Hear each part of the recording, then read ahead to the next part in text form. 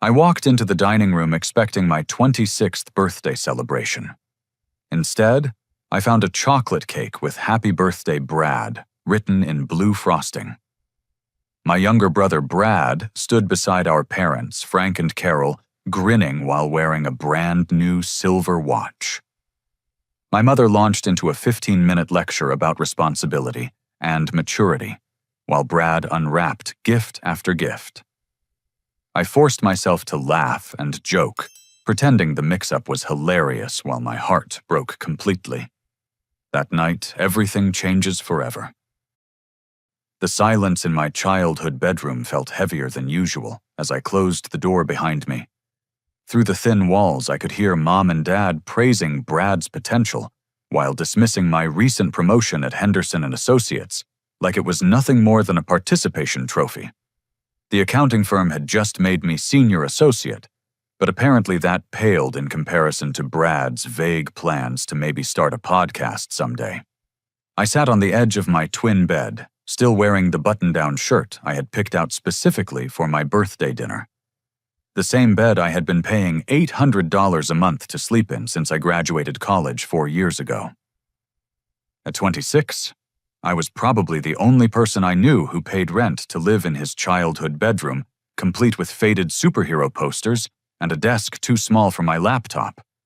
My hands shook slightly as I opened my dresser drawer to grab some clothes. I needed to get out of this house before I said something I would regret. As I pulled out a hoodie, my elbow knocked over a stack of mail sitting on top of the dresser. Envelopes scattered across the hardwood floor, and I bent to collect them. Most were junk mail addressed to me, but several official-looking envelopes caught my attention. Bank statements from First National, all addressed to Ian Sullivan. My name. I had never opened an account there. Curiosity overrode my respect for privacy as I tore open the first envelope. The statement showed a checking account with regular deposits of $2,000 every month for the past 18 months. The account holder was listed as Bradley Sullivan, with a note indicating education support payments. My stomach dropped as I opened another envelope. This one contained a lease agreement for my childhood bedroom, signed by my father requiring me to pay $800 monthly rent. The effective date was 3 years ago, right after I started working full-time, but attached to the back was another document that made my blood run cold.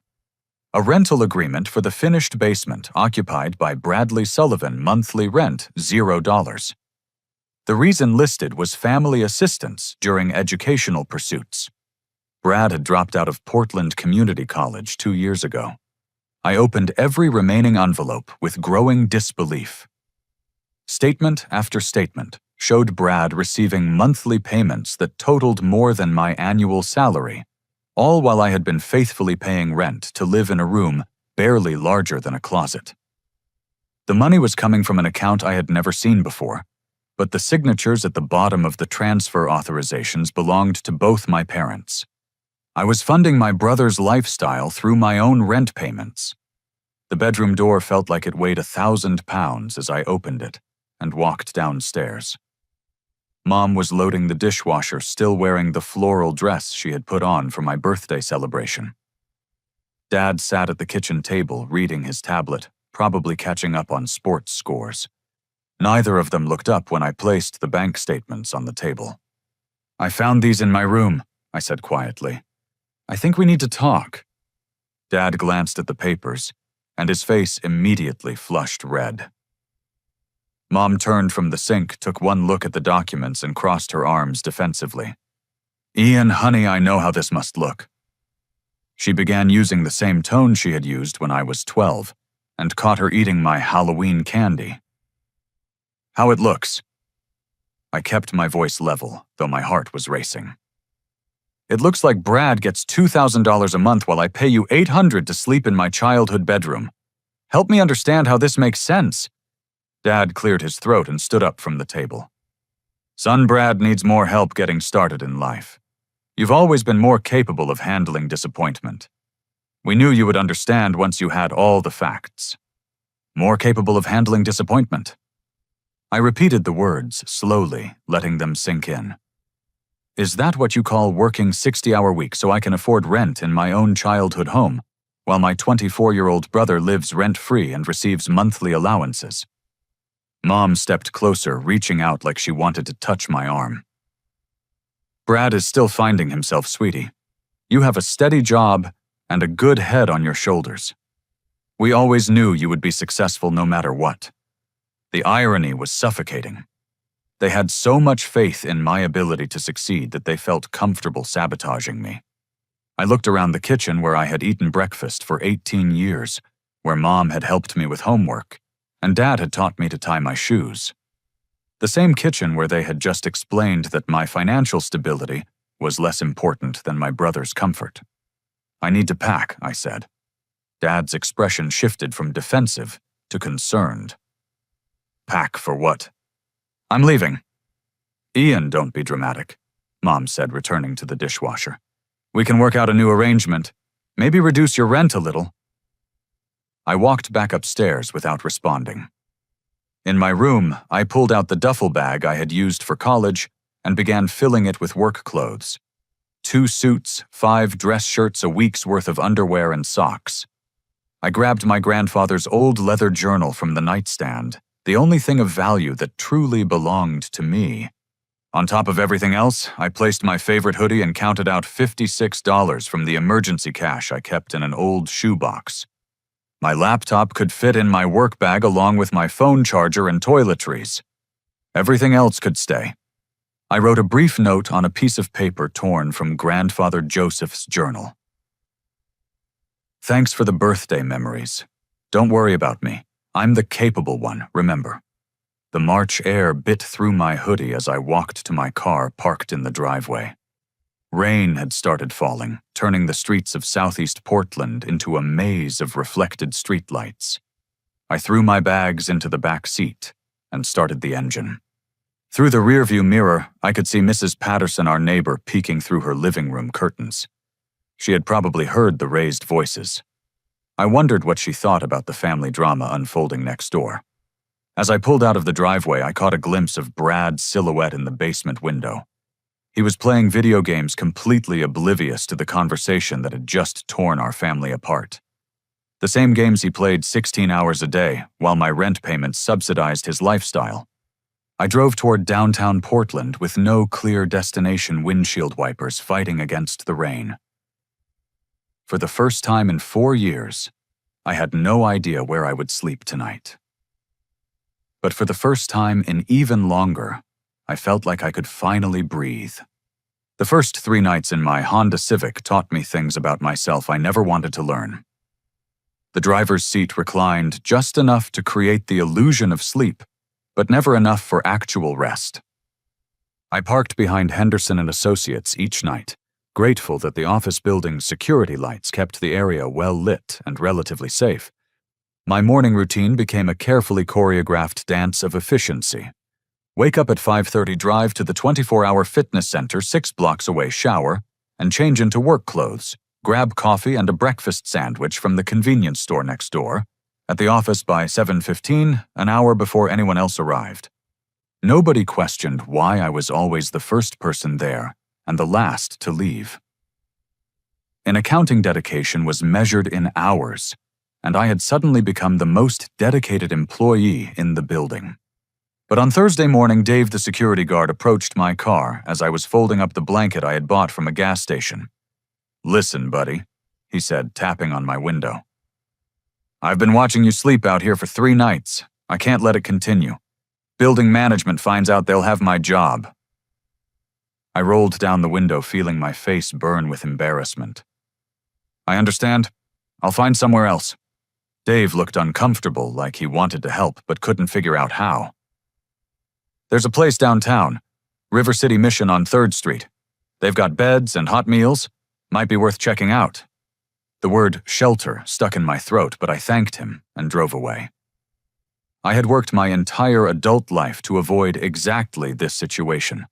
College degree, professional job, clean background check. Yet here I was, 26 years old, and considering homeless services. Pride warred with practicality as I sat in my car outside River City Mission that evening. The The building was larger than I expected a converted warehouse, with clean windows and well-maintained landscaping. People of all ages walked in and out, some carrying plastic bags with their belongings, others dressed in business attire like myself. The intake coordinator behind the front desk looked up as I approached, and I nearly turned around and walked out. Ian Sullivan. Mr. Davis said, standing up with a mixture of surprise and concern. What brings you here? Richard Davis had taught economics at Roosevelt High School when I was a junior. He was the teacher who had encouraged me to pursue accounting, who had written one of my college recommendation letters. Seeing him behind the desk at a homeless shelter felt like discovering your childhood doctor working at a fast food restaurant. Mr. Davis, I managed feeling 12 years old again. I didn't know you worked here. 5 years now, he replied gently. Budget cuts eliminated my teaching position, but this work has been surprisingly fulfilling. Are you here about volunteering or do you need our services? The question hung in the air between us. I could pretend I was researching volunteer opportunities and walk away with my dignity intact. Instead, I told him the truth. I need a place to stay. Mr. Davis guided me through the intake process with the same patience he had shown when explaining compound interest to 17-year-olds. He didn't ask invasive questions about drugs or mental health issues. He simply listened as I explained my situation occasionally, nodding with understanding. Your brother Brad came to see me about 3 months ago, he said while filling out paperwork. He was asking for advice about his troubled brother who was struggling with gambling problems and drug issues. He seemed very concerned about your well-being. The pen in my hand stopped moving. He said, "What?" He mentioned that you had developed some serious addictions and were becoming unreliable at work. He wanted to know if there were intervention services I could recommend. Mr. Davis looked up from his clipboard. Given that you're here voluntarily and clearly employed, I'm guessing his assessment was inaccurate. A new layer of betrayal settled over me like a heavy coat. Brad hadn't just been stealing from me financially. He had been systematically destroying my reputation around town, creating a narrative that would justify my parents' treatment of me. I pulled out my phone and showed Mr. Davis the bank statements I had photographed. This is the real situation. He studied the documents carefully, his expression growing increasingly troubled. Ian, what you're showing me suggests financial abuse. Your brother has been spreading false information about you while your parents have been misappropriating funds. This isn't a housing crisis. This is family exploitation. The words hit me like a physical blow. I had been thinking of this as a temporary setback, a family disagreement that would eventually resolve itself. Mr. Davis was describing something much more serious. We have beds available, he continued, and I'd like to offer you something else. We need help with administrative work, particularly financial literacy programs for our residents. Your background in accounting would be invaluable. The position comes with a small stipend and priority access to permanent housing resources. I accepted both offers. My first night at River City Mission. I met Tommy, a veteran in his 40s who suffered from PTSD after 3 tours in Afghanistan. He had been on the streets for 2 years following a medical bankruptcy that cost him his home and his marriage. Despite everything he had lost, Tommy maintained an optimism that amazed me. The hardest part, he told me as we ate dinner together, isn't losing your stuff. It's realizing the people you trusted most were the ones who let you fall. In the bed next to mine, Maria was quietly reading to her 7-year-old daughter, Sophia. Maria had fled an abusive marriage with nothing but the clothes they were wearing and her daughter's favorite stuffed animal. She was 6 weeks into a nursing program, studying by flashlight after Sophia fell asleep each night. Down the hall, 72-year-old Robert organized his medications in a weekly pill container. He had lost his house to medical bills after his wife's cancer treatment depleted their life savings. His adult children lived across the country and rarely called. But every morning, Robert helped serve breakfast to other residents, finding purpose in small acts of service. These people became my teachers in ways I never expected. They showed me that losing everything didn't mean losing your humanity, that dignity could survive circumstances that destroyed everything else. My phone buzzed constantly with incoming calls from Frank. I never answered. The voicemail started apologetic and gradually became desperate. "Ian, son, please call me back. Your mother is worried sick. We can work this out." "I know you're angry, but this silent treatment isn't solving anything. Family means talking through problems." "Son, it's been a week. Whatever we did wrong, we can fix it. Just come home." But I wasn't ready for their version of fixing things.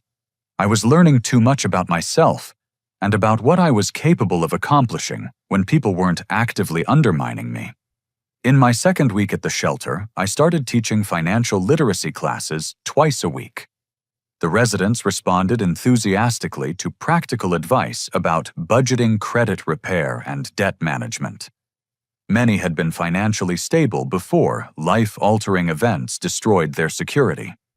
For the first time in years, I felt like my skills were making a real difference in people's lives. I was helping Maria understand student loan options when my phone rang again. This time the caller ID showed a number I didn't recognize.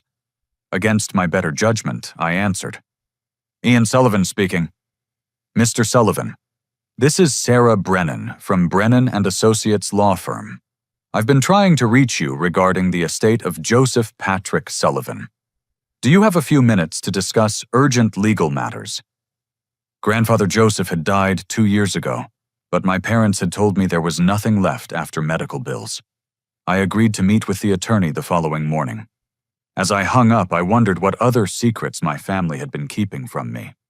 Sarah Brennan's office occupied the 15th floor of a glass building in downtown Portland's Pearl District. The waiting room featured leather furniture and original artwork that probably cost more than my annual salary. I felt underdressed in my shelter-provided interview clothes, but the receptionist treated me with the same courtesy she would show any client. Ms. Brennan appeared exactly as I had imagined a successful estate attorney would look. 50s graying hair pulled into a professional bun, expensive suit that fit perfectly. But her handshake was warm, and her smile seemed genuine as she led me into her office. "Mr. Sullivan, I must say I'm surprised to finally meet you in person. We've been trying to reach you for over a year." I settled into a chair across from her desk, which was covered with legal documents bearing my grandfather's name. "I never received any correspondence about Grandfather Joseph's estate. My parents told me everything went to pay his medical bills." Ms. Brennan's expression shifted from professional courtesy to concern. "That's quite impossible, Mr. Sullivan. Your grandfather's estate was substantial, and his will specifically names you as the sole beneficiary. He left detailed instructions that all correspondence should be sent to your home address until you claimed your inheritance." The office suddenly felt very warm. Sole beneficiary. She opened a thick folder and spread several documents across the desk. "Your grandfather left you $150,000 in cash assets, plus the deed to his property on Mount Hood. The cabin and surrounding 20 acres are worth approximately another $100,000. I stared at the papers trying to process what she was telling me. "But I turned 25 over a year ago. Shouldn't I have received this information then? The inheritance was to be transferred on your 25th birthday, yes. We sent multiple certified letters to your home address beginning 3 months before that date. According to our records, someone at that address has been signing for and receiving all correspondence." My parents. They had been intercepting legal mail and hiding my inheritance for over a year. Ms. Brennan pulled out another document. "There's something else you should see. Your grandfather left a personal letter to be delivered with the inheritance paperwork." She handed me an envelope with my name written in Grandfather Joseph's careful handwriting. Inside was a 2-page letter that brought tears to my eyes. "My dear Ian," it began. "If you're reading this, then I'm gone, but my love for you continues. I'm leaving everything to you because you remind me of myself at your age, hard-working, principled, and kind. Your parents mean well, but they never learn to distinguish between helping someone and enabling them.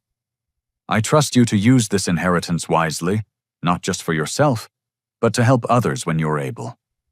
The cabin has always been a place of peace for our family. I hope it brings you the same joy it brought me." The letter continued with specific instructions about maintaining the property and detailed descriptions of hiking trails he wanted me to explore.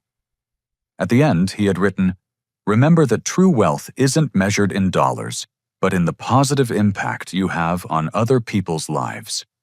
I'm proud of the man you've become, and I know I would be even prouder of the man you'll continue to grow into." I looked up to find Ms. Brennan watching me with sympathetic eyes. "Your grandfather spoke about you often during our meetings. He was very specific about wanting the inheritance to go directly to you without family interference. What do I need to do to claim it?" "Simply sign these documents and I can have the funds transferred to an account of your choosing within 48 hours. The property deed transfer will take slightly longer, perhaps a week." I signed the paperwork with hands that trembled slightly. In 15 minutes, I had gone from homeless shelter resident to independently wealthy. The irony wasn't lost on me that my parents' betrayal had led me to discover their even greater betrayal. "Ms. Brennan, one more question. Is there any legal recourse for family members who intercept mail intended for someone else?" She leaned back in her chair. "Mail fraud is a federal crime, Mr. Sullivan. Interfering with the delivery of legal documents related to inheritance can also constitute felony theft, depending on the circumstances. Do you have reason to believe someone has been intercepting your mail?" I told her about the bank statements and the certified letters that never reached me. She took notes and assured me that we could discuss legal options once I had time to process everything. That afternoon, I opened a checking account at a credit union near the shelter and deposited the first withdrawal from my inheritance. Not because I needed anything expensive, but because I wanted the freedom that comes with financial security. I used some of the money to secure a small apartment within walking distance of River City Mission. Not because I was ashamed to live at the shelter, but because I wanted to continue helping with their programs while having my own space to process everything that had happened. That evening, as I helped serve dinner at the shelter, I thought about Grandfather Joseph's words about using wealth to help others. I was surrounded by people who had lost everything through no fault of their own. People who could rebuild their lives with relatively small amounts of support. For the first time since my birthday disaster, I felt something that resembled hope. My phone buzzed with another call from Frank. This time I almost answered. I wanted to confront them about the inheritance theft, to demand explanations for their systematic betrayal. But I wasn't ready yet. First, I needed to understand the full scope of what they had done, and I suspected there was much more to discover. 3 days after claiming my inheritance, I decided it was time to face my family directly. The 20-minute drive from my new apartment to the southeast Portland neighborhood where I grew up felt like traveling through time. Every street corner held memories of riding bikes with Brad, walking to school together, planning adventures in the backyard fort Dad had helped us build. Those memories felt like they belonged to someone else now. I pulled into the driveway behind Dad's pickup truck, noting that the lawn needed mowing, and the front steps were still missing the railing that had broken in a windstorm 6 months ago. These were the kinds of maintenance issues that would have been my responsibility when I lived here, tasks I had handled willingly, because I thought I was contributing to a family home. The front door was unlocked as always. Mom's voice carried from the kitchen, talking on the phone with someone about her book club's next meeting. Everything seemed normal, as if the past 3 weeks had been a bad dream. I found Brad in the living room, sprawled across the couch in sweatpants and a wrinkled t-shirt controller in hand, completely absorbed in some first-person shooter game. The silver watch from my birthday celebration gleamed on his wrist as he mashed buttons with practiced precision. He looked up when I entered the room, and his expression cycled quickly through surprise, guilt, and defensive anger. "Well, look who decided to come crawling back," he said, pausing his game but not bothering to sit up. "Mom and Dad have been worried sick about you. This whole disappearing act is pretty childish, don't you think? I remained standing near the doorway, hands in my pockets. I'm not here to move back in, Brad. I came to talk about a few things. Like what? Like how you stormed out over some stupid misunderstanding about money? You always were overly dramatic about everything.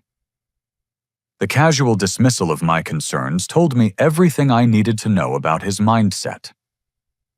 To Brad, my discovery of their financial arrangements was a misunderstanding, not systematic exploitation. I pulled out my phone and showed him photos of the bank statements I had found. These aren't misunderstandings, Brad. These are deliberate decisions to subsidize your lifestyle while charging me rent to live in my childhood bedroom. Brad glanced at the screen and shrugged. So Mom and Dad are helping me get on my feet. They've got plenty of money and you've got a good job. What's the big deal? The big deal is that you're 24 years old and haven't worked a regular job in over 2 years. The big deal is that you're receiving more money per month than most people make working full-time. Not my fault you chose a boring career that doesn't pay well, Brad replied, turning his attention back to the television screen. Maybe if you had some ambition, you wouldn't be so jealous of other people's success. I sat down in Dad's recliner, studying my brother's face for any sign of self-awareness. There was none. In Brad's mind, receiving monthly checks for doing nothing qualified as success, while my promotion to senior associate was evidence of personal failure. Brad, I found out about Grandfather Joseph's inheritance. This time his reaction was more dramatic. The controller slipped from his hands and his face went pale. What inheritance? The $150,000 plus the cabin that he left to me. The inheritance that Mom and Dad have been hiding for over a year. Brad's mouth opened and closed several times before he managed to speak. They said there wasn't any money left after the medical bills. They lied to both of us, apparently. Although based on these bank statements, you've been benefiting from my inheritance money without knowing it. I watched as the implications sank in. The monthly payments Brad had been receiving, the family financial stability he took for granted, the sense of security that allowed him to remain unemployed. All of it had been funded by money that legally belonged to me. Ian, I swear I didn't know, he said, finally sitting up straighter. They never told me where the money was coming from. They just said they wanted to help me get established. Established at what exactly? You've been out of school for 2 years. You sleep until noon every day. You contribute nothing to this household except dirty dishes and utility bills. What exactly are you getting established for? Brad's defensive anger returned. I'm figuring things out, okay?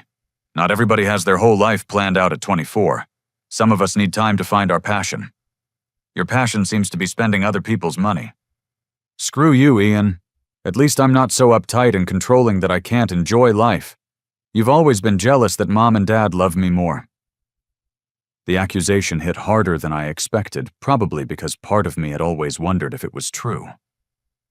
But sitting in that living room, looking at my brother's complete lack of self-awareness, I realized the dynamic wasn't about love at all.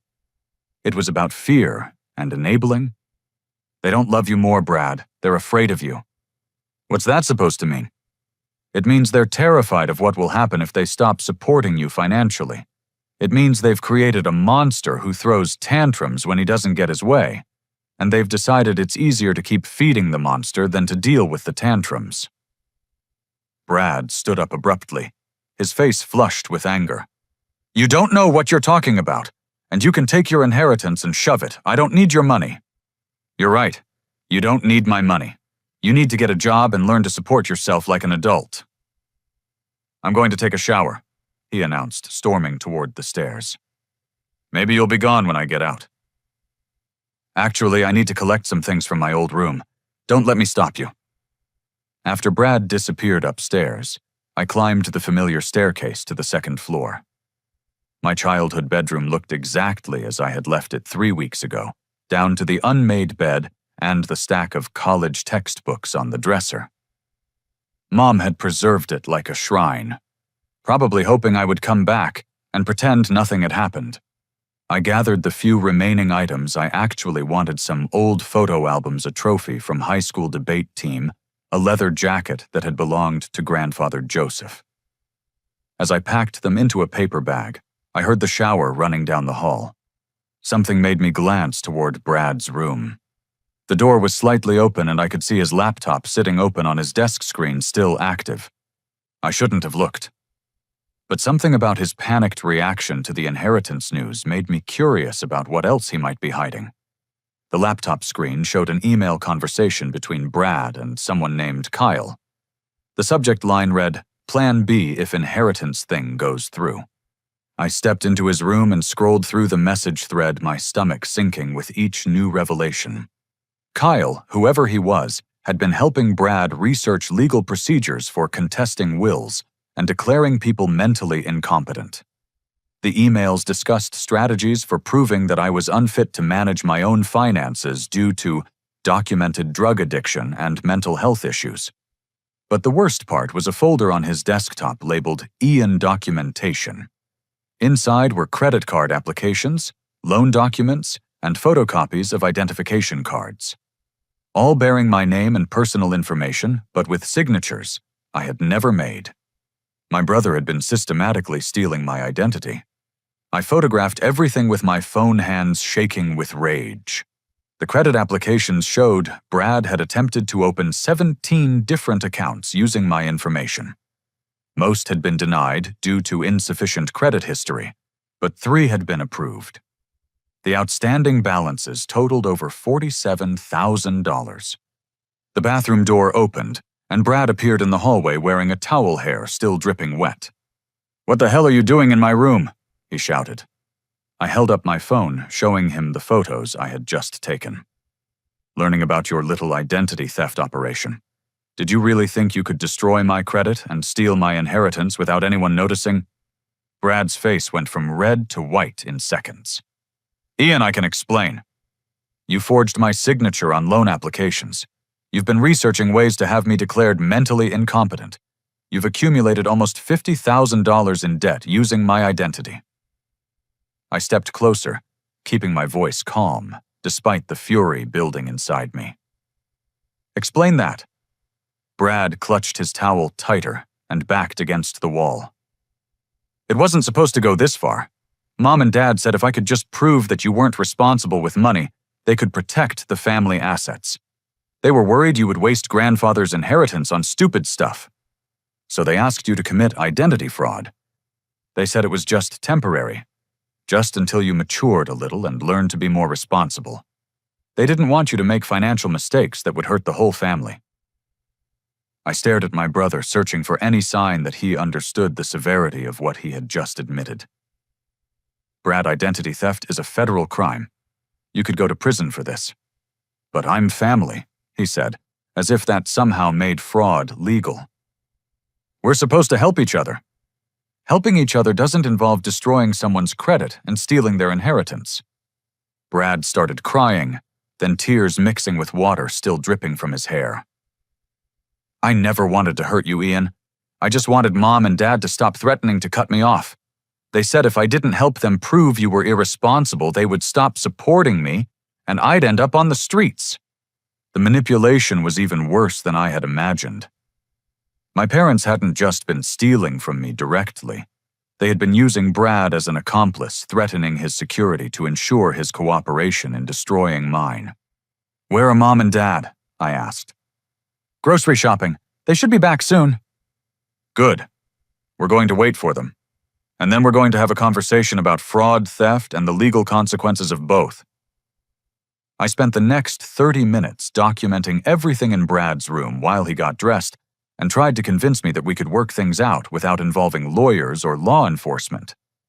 He promised to pay back every penny, swore he would never do anything like this again, begged me to consider the impact on our parents if their crimes became public. What he didn't do was apologize or take responsibility for his choices.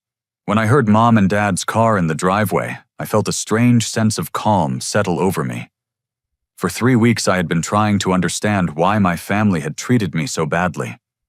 Now I knew the truth, and the truth was worse than anything I had imagined. But I also knew exactly what I was going to do about it.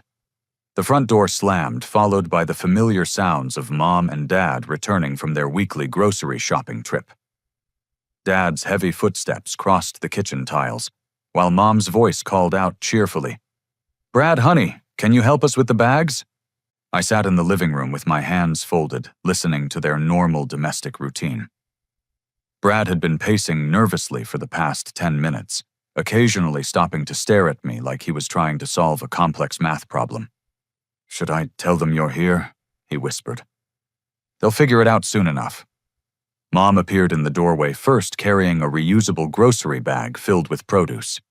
When she saw me sitting in Dad's chair, her face lit up with relief and joy. "Ian, oh sweetheart, you're home!" She dropped the bag and rushed toward me with her arms extended. I stood up but didn't return her embrace. "We need to talk, Mom." Dad entered behind her, took one look at my serious expression and Brad's pale face, and immediately understood that this wasn't a happy reunion. "Huh. Son," he said carefully, "we're glad you're safe. We've been worried sick about you. Have you? Because I've learned some interesting things about how much you've actually been concerned for my well-being." I pulled out my phone and placed it on the coffee table along with printed copies of all the evidence I had gathered. Bank statements, inheritance documents, credit applications, identity theft documentation. 3 weeks' worth of detective work spread out like pieces of a puzzle that finally revealed the complete picture. Mom looked at the papers and sank into the sofa, her face going pale. Dad remained standing, but his shoulders sagged, as if he was carrying a heavy weight. "Before we discuss any of this," I said, opening the voice memo app on my phone and pressing record, "I want to make sure we're all clear about what's been happening. I'm going to ask some direct questions, and I'd appreciate honest answers." "Ian, you don't need to record us," Dad protested. "We're family." "Family members don't usually commit federal crimes against each other, but here we are." I held up my phone so they could see the recording indicator. "First question. Did you intercept and hide legal correspondence regarding grandfather Joseph's inheritance?" Mom and Dad exchanged glances. The silence stretched for nearly a minute. "We were protecting you," Mom finally said. "You weren't ready for that kind of responsibility." "Did you use my inheritance money to fund Brad's monthly allowances?" Another long pause. Dad cleared his throat. "We needed emergency funds for family expenses. We always planned to pay it back." "Did you ask Brad to commit identity fraud by applying for credit cards and loans using my personal information?" This time Brad answered before his parents could. "They said it was the only way to prove you couldn't handle money responsibly." Dad turned on Brad with surprising anger. "Brad, shut up. Don't say another word." But the confession was already recorded. I stopped the voice memo and saved the file. "Now that we have that established," I said, sitting back down, "let me explain what's going to happen next. But first, I'd like to understand why." Mom, Dad helped me understand how two people who raised me to value honesty and integrity decided that stealing from me was acceptable. Mom started crying, covering her face with her hands. Dad moved to sit beside her, putting his arm around her shoulders. "Ian, we made mistakes," Dad said, "serious mistakes. But everything we did came from a place of love and concern for this family. Stealing my inheritance came from love." "We were desperate," Dad replied, his voice cracking. "The business failed during the pandemic. I lost most of my clients when people stopped buying appliances. We burned through our savings trying to keep things afloat." Mom looked up, mascara streaking down her cheeks. "I lost my nursing job when I hurt my back. The disability payments barely cover our medications, let alone the mortgage. We're 3 months behind on house payments," Dad continued. "The bank has started foreclosure proceedings. We saw your inheritance as a temporary loan that we could pay back once we got back on our feet." "And Brad's monthly allowances. How did those fit into your financial emergency?" Dad's face flushed red. "That's more complicated." "Explain it to me." Mom wiped her eyes and took a shaky breath. Brad has problems, Ian. Mental health issues that we've been trying to manage without professional help. What kind of problems? Depression, anxiety. Some other things we don't fully understand, Dad said. He's threatened to hurt himself multiple times when we've tried to cut off his financial support. He told us he would kill himself if we made him get a job, Mom added. We didn't know what else to do. I looked at Brad, who was staring at his feet. Is that true? Sometimes I feel really hopeless, he said quietly. I never actually meant I would kill myself. I just didn't want them to stop helping me. The manipulation was breathtaking. Brad had been holding his parents emotionally hostage while they robbed me to pay his ransom. So instead of getting him professional help, you decided to enable his threats by giving him my inheritance money. We tried to get him into therapy, Dad said defensively. He refused to go. We figured financial security would reduce his stress levels and help him stabilize. For 2 years, we kept thinking he would turn things around, Mom said. We kept hoping he would find direction and start taking care of himself. I stood up and walked to the window, looking out at the street where I had learned to ride a bike, where Brad and I had played basketball for hours every summer evening. The dysfunction in this house ran so deep that my parents had convinced themselves that theft and enabling were acts of love. Do you understand that what you've done is illegal? I asked, turning back to face them. We know we made bad choices, Dad admitted. But surely we can work something out within the family. Criminal charges would destroy us all. Criminal charges would hold you accountable for criminal behavior. Mom stood up suddenly, anger replacing her tears. Ian, you're talking about sending your own parents to prison. How can you be so heartless? I'm heartless. You stole my inheritance, charged me rent to live in my childhood bedroom, used my identity to accumulate debt, and systematically destroyed my reputation around town. And I'm the heartless one for expecting consequences. We raised you to value family loyalty, Dad said. This vindictive attitude isn't who we taught you to be. You taught me to value honesty, integrity, and personal responsibility. Remember those lessons. Or do they only apply to me?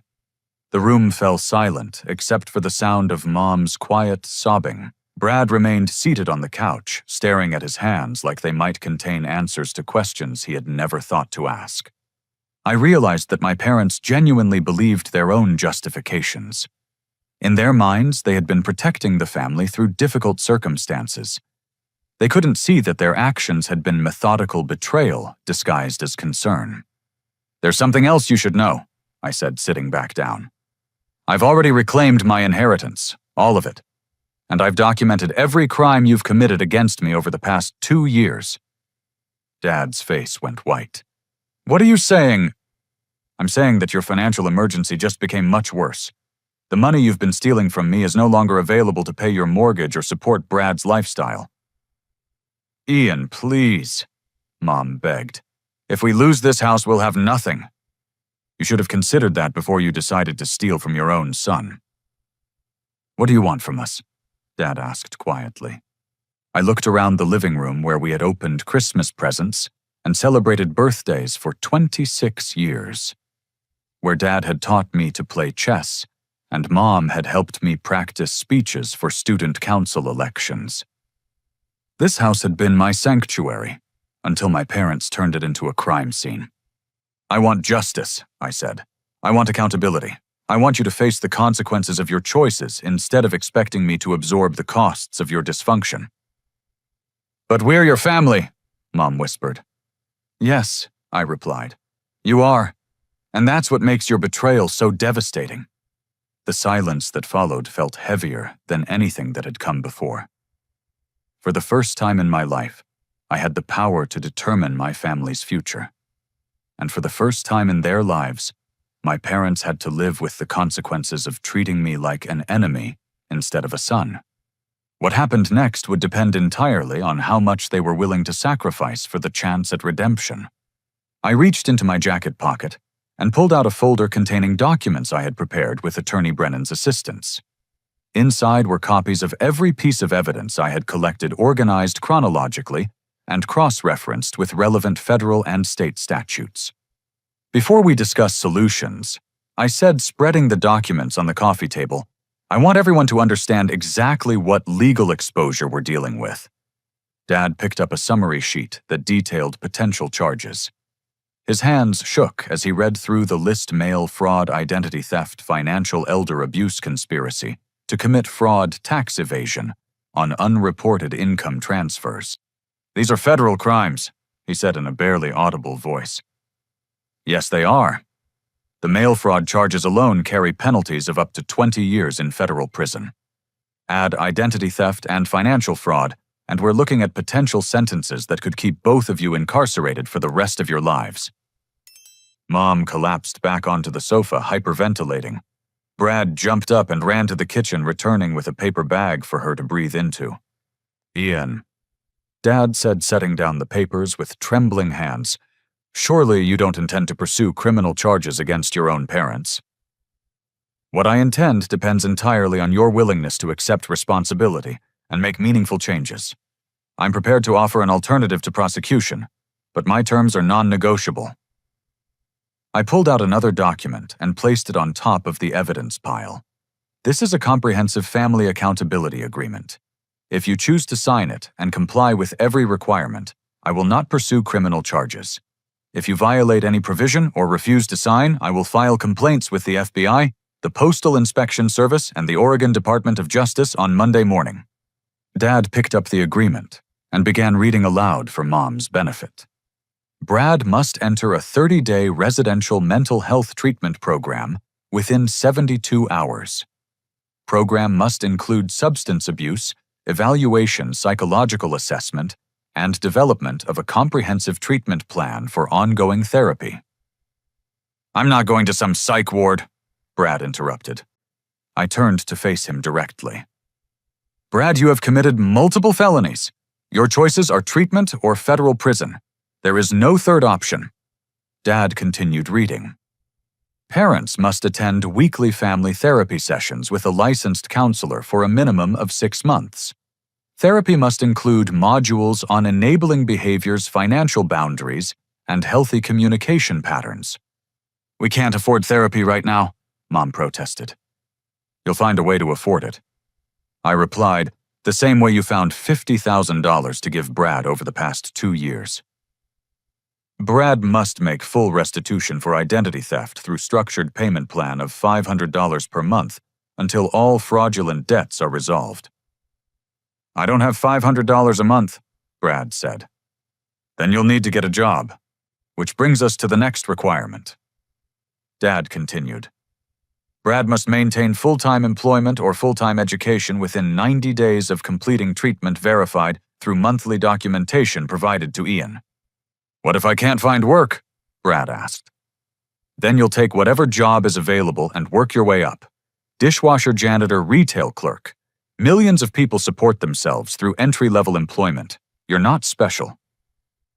Ian will provide limited financial assistance for mortgage payments, not to exceed 18 months, contingent on parents completing downsizing to affordable housing within that time frame. Mom looked up hopefully. You'll help us keep the house. I'll help you transition to housing you can actually afford. This house is too expensive for your current income, and staying here would require ongoing financial support that I'm not willing to provide indefinitely. Dad read the next section.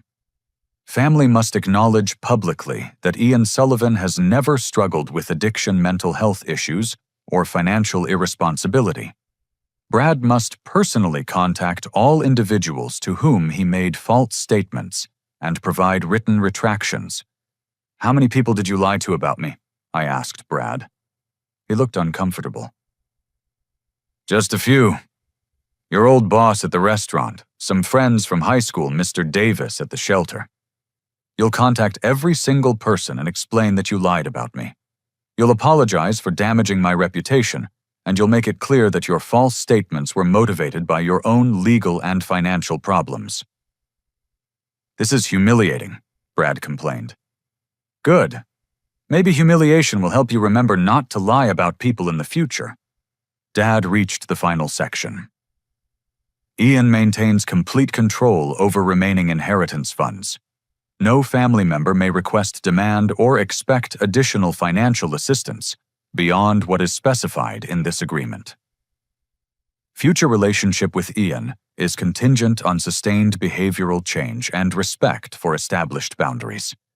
The room was quiet as everyone processed the terms. I had essentially restructured our entire family dynamic, shifting power away from the people who had abused it and creating accountability mechanisms to prevent future exploitation. "This seems very harsh," Mom said finally. "Harsh compared to what?" "Compared to the prison sentences you would face if I pursue criminal prosecution, compared to the complete destruction of our family relationships, this agreement gives you a path to redemption that doesn't involve federal incarceration." "What if we refuse to sign?" Dad asked. I pulled out my phone and showed them Attorney Brennan's contact information. "Then I make a phone call, and by Monday afternoon you'll both be in federal custody. Your choice." Brad stood up abruptly, pacing back and forth across the living room. "This is insane. You're destroying our family over money." "I'm not destroying anything, Brad. I'm refusing to enable the destruction you've already caused. There's a difference." "I can't go to some mental hospital. I'm not crazy." The facility Attorney Brennan recommended specializes in young adults with addiction and behavioral issues. It's not a psychiatric hospital. It's a residential treatment center where you'll learn life skills and develop healthy coping mechanisms. "What if the treatment doesn't work?" Mom asked. "Then Brad will have learned valuable lessons about consequences. But if he completes the program successfully and maintains sobriety and employment, he'll have a chance to rebuild his life on a foundation of honesty and personal responsibility." Dad set down the agreement and looked directly at me. "Ian, is there any room for negotiation on these terms?" "None whatsoever. You can sign the agreement and begin rebuilding your lives, or you can face criminal prosecution and lose everything anyway. But you cannot continue the patterns of behavior that brought us to this point." I stood up and walked to the window again, giving them privacy to discuss their options. Outside, Mrs. Patterson was working in her garden, probably wondering about the cars in our driveway and the raised voices she had undoubtedly heard through the windows. After 10 minutes of whispered conversation, Dad called me back to the living room. "We'll sign the agreement," he said, "but we need your help arranging Brad's treatment placement. We don't know how to find appropriate programs or navigate the admission process." Attorney Brennan has already made preliminary arrangements with a facility in Oregon City. They have an opening for Monday morning if Brad agrees to voluntary admission. "What if I hate it there?" Brad asked. "Then you'll learn to cope with discomfort, which is a skill you desperately need to develop. The alternative is federal prison, where I guarantee you'll be much more uncomfortable." I placed 3 copies of the agreement on the coffee table along with pens. "Sign all 3 copies. I keep one, you keep one, and Attorney Brennan files one with the court as evidence of our good faith effort to resolve this matter outside the criminal justice system." Mom signed first, her signature shaky but legible. Dad followed, his jaw clenched tight as he wrote his name. Brad hesitated for several minutes before finally signing with an angry flourish. "Now what?" Dad asked. "Now you pack Brad's belongings for a 30-day stay. I'll drive him to the treatment facility Monday morning.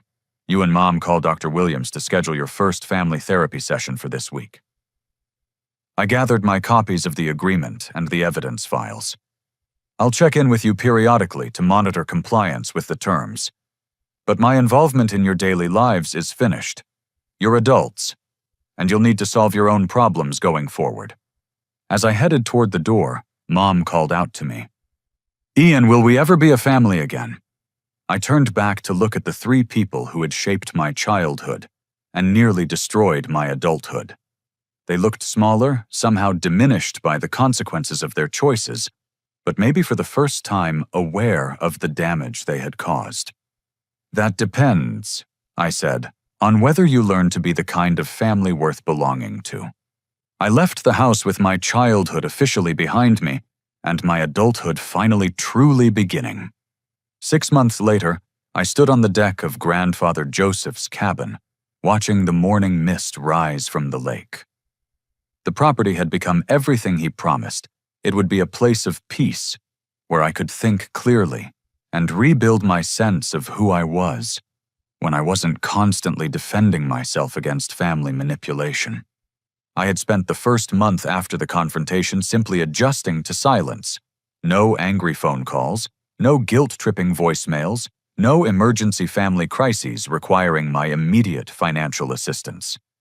The quiet was unsettling at first, like learning to sleep without the background noise of chaos I had grown accustomed to.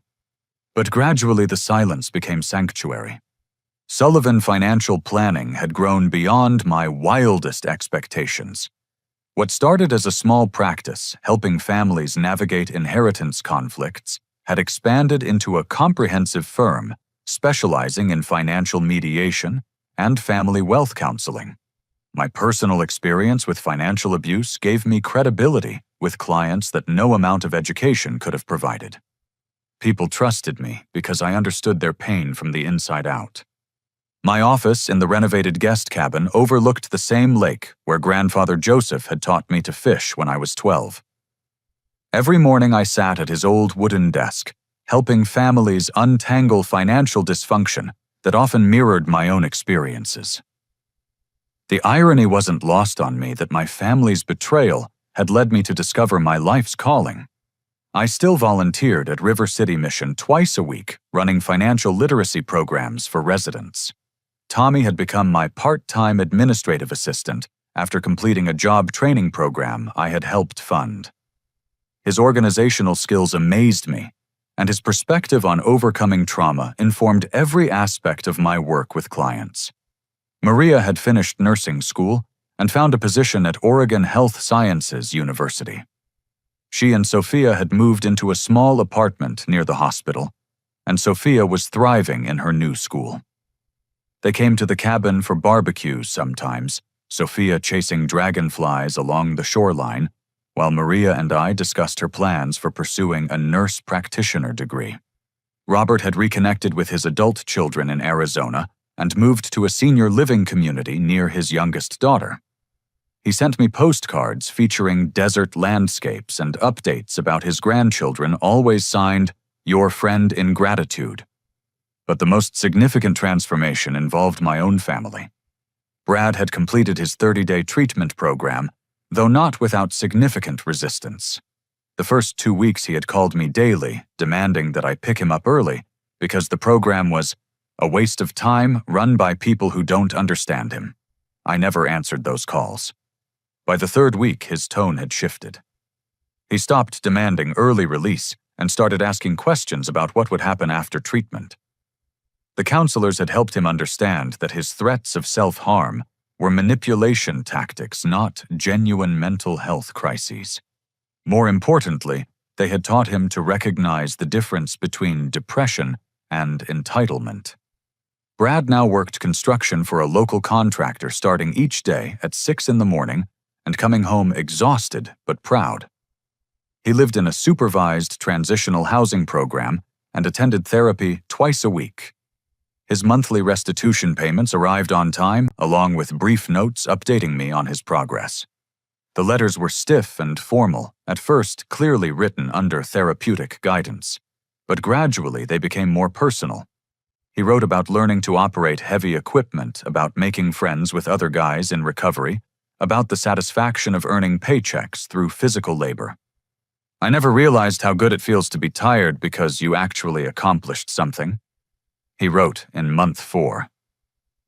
"I always thought work was something other people did while I figured out my real purpose.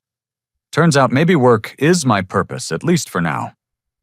Mom and Dad had been the most resistant to change, initially treating therapy sessions like performance opportunities, where they could convince a professional that their behavior had been justified by circumstances. Dr. Williams, the family therapist they had selected later, told me that the first month of sessions consisted mainly of my parents explaining why they were victims of my unreasonable expectations. But gradually the therapeutic process began breaking down their defense mechanisms. They started recognizing patterns of enabling and financial codependency that had defined their relationship with Brad for years. More importantly, They began understanding how their fear of Brad's emotional reactions had led them to sacrifice my well-being without question.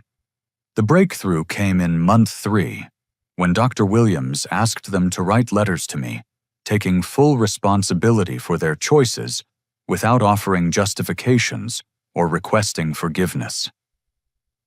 The letters which they shared with me during our first supervised meeting were heartbreaking in their honesty. I realized that I taught Brad to threaten self-harm because I always responded to his threats by giving him what he wanted. Mom wrote, "I was so afraid of losing him that I forgot I was destroying you. I convinced myself that you were stronger and could handle disappointment better, but the truth is I was taking the easy way out. I was choosing immediate peace over long-term growth for all of us." Dad's letter focused on financial decisions. "I told myself that using your inheritance was a temporary emergency measure, but I kept extending the emergency to avoid facing our real problems. I was ashamed of my business failure and your mother's job loss, and it felt easier to solve our problems with your money than to admit we needed professional financial counseling. I stole your future to avoid confronting our present." Those letters marked the beginning of genuine change. My parents had downsized to a small apartment in Beaverton closer to Dad's new job with a regional appliance repair company. Mom had returned to nursing part-time at a rehabilitation center work that was less physically demanding, but still utilized her skills. They attended weekly therapy sessions and had paid off their outstanding debts through careful budgeting and additional part-time work.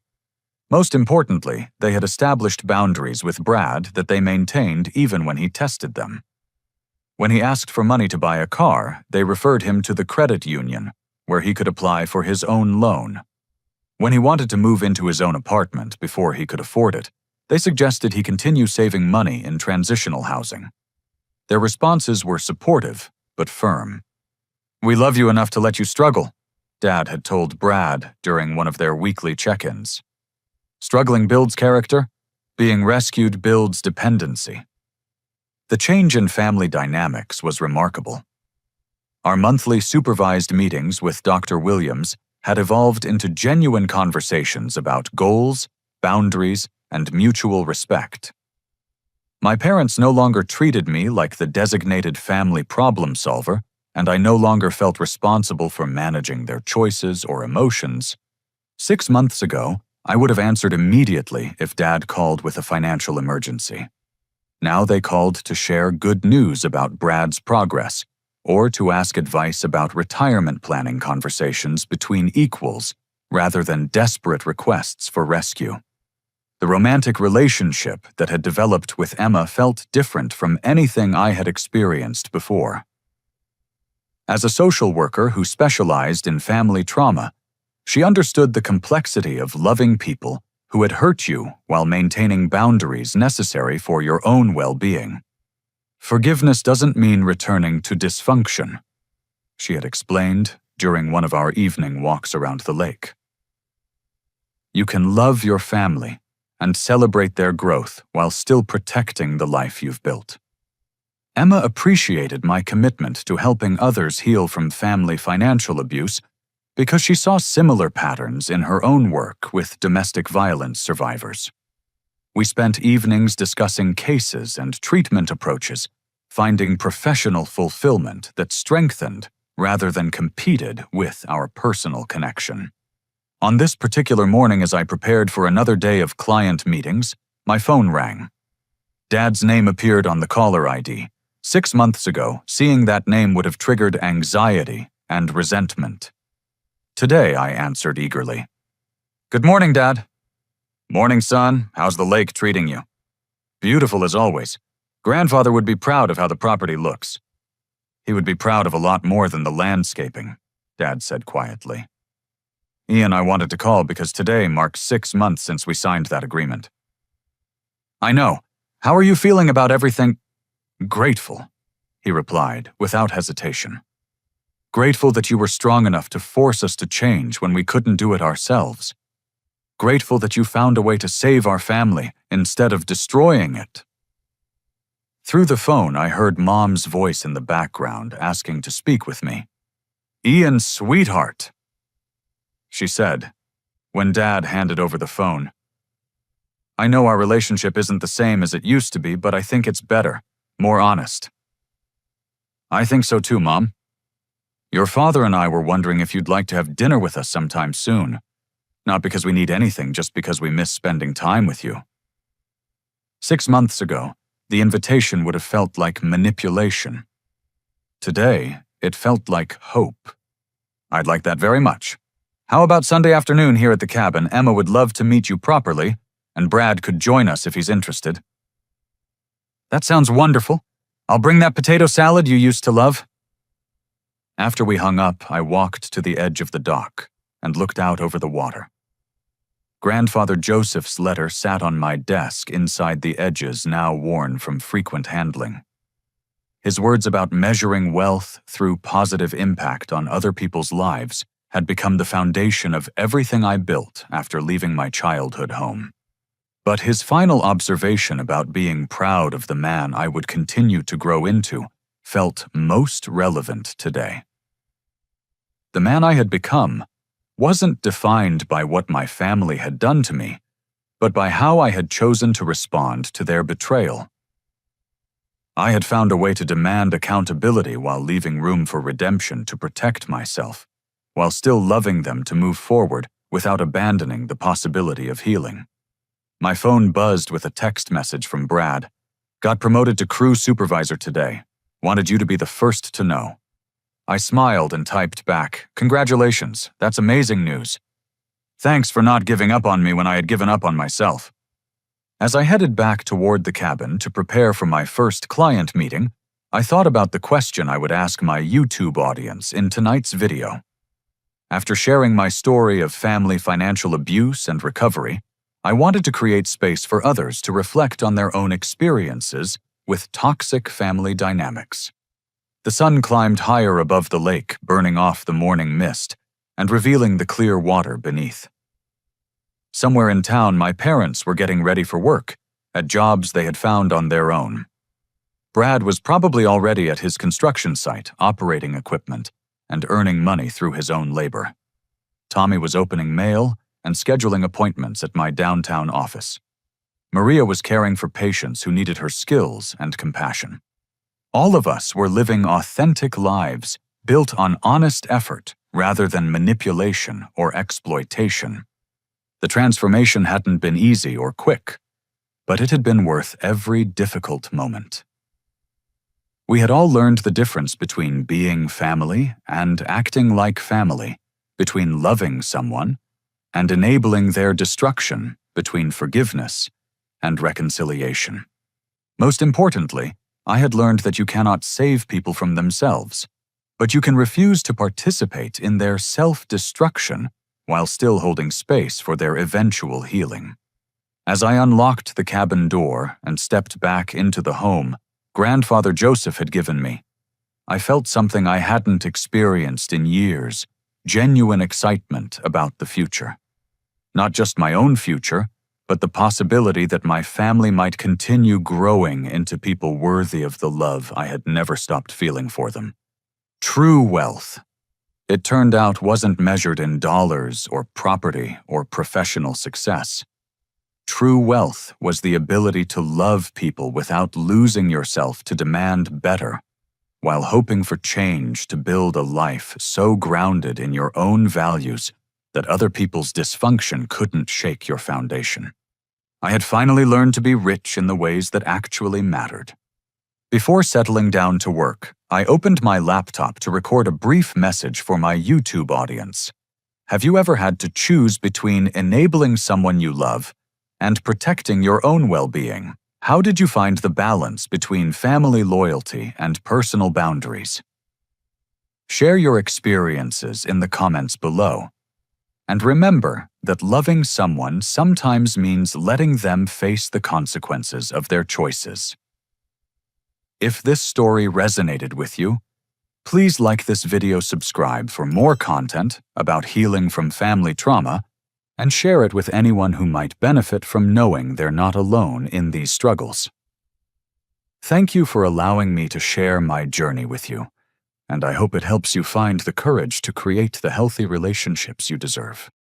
The morning stretched ahead of me full of clients who needed guidance navigating their own family financial crises. Each conversation would remind me how far I had come from the broken young man who had packed a hoodie and $56 and walked away from everything he thought he knew about family love. I had built something better than I lost something more honest than what I left behind, something strong enough to withstand whatever challenges the future might bring. And for the first time in my life, I was genuinely proud of the man I had become.